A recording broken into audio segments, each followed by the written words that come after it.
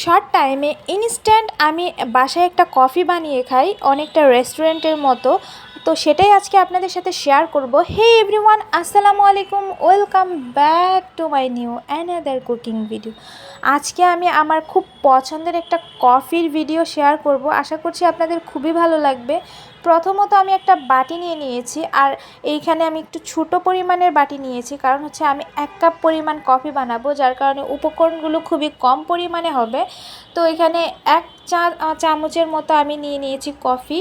আমার চামচটা বেশ বড় ছিল, সেটার 1 চামচ কফি নিয়ে নিয়েছি, আর 2 চা চামচ নিয়েছি চিনি। চিনিটা আপনারা কি পরিমাণে খাবেন সেই পরিমাণে খাওয়ার পর এতে গরম পানি দিয়ে এরকম একটা চা ছাঁকনি দিয়ে বেশ কিছুক্ষণ এরকম ঝাঁকাতে থাকবেন।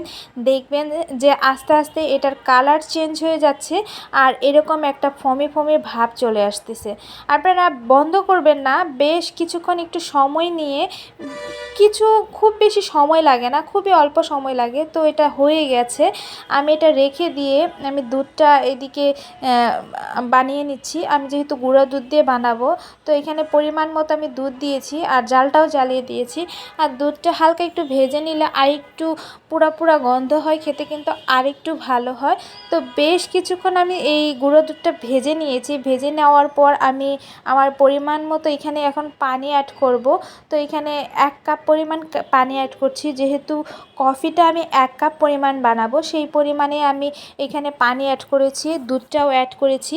তো এরকমভাবে খুব ভালোভাবে নেড়েচেড়ে দিতে হবে, যেন গুঁড়ো দুধটা একদম দলা পাকিয়ে না যায়। তো কিছুক্ষণ পর দেখবেন যে এরকম হয়ে আসছে, তখন চামচের সাহায্যে একটু এরকমভাবে ঝাঁকিয়ে নেবেন, দেখবেন যে বাবল ক্রিয়েট হচ্ছে। তো এই বাবলগুলা যখন দুধটা যখন কফিতে দিব, তো এরকম একটু ফমি ফমি হবে। তো কিছুক্ষণ ঝাঁকিয়ে নেওয়ার পরেই তো আমি এখন কাপটা রেডি করে নিচ্ছি, আমি যেটা বানিয়ে নিয়েছিলাম কফি। তো এটা আরেকটু ধৈর্য ধরে যদি আপনারা আরেকটু নাড়াচাড়া করতে থাকেন, তাহলে আরও ফমি হয়। আমার একটু ধৈর্যটা কম ছিল সেই দিন, যার কারণে আমি বেশিক্ষণ করি নাই। তারপর দুধটা ঢেলে দিলাম। ঢেলে দেওয়ার পর দেখেন কফিটা দেখেই মনে হচ্ছে না যে কি মজা হবে। এটা দেখতে যতটা মজা, খেতে কিন্তু তার থেকে অনেক বেশি মজা। আমি জানি অনেকেই আপনারা হয়তো ট্রাই করেছেন, তবে আমার এই ভিডিওটা দেখে আপনারা কে ট্রাই করবেন অবশ্যই কিন্তু ছবি শেয়ার করতে ভুলবেন না কমেন্ট বক্সে।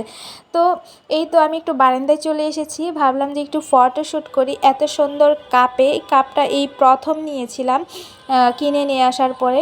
তো এরকম 1 মগ কফি যদি সন্ধ্যায় বা হয়, তাহলে একদম প্রশান্তি লাগে না মনের ভিতরে। তো আজকে এই পর্যন্ত, আল্লাহ হাফেজ।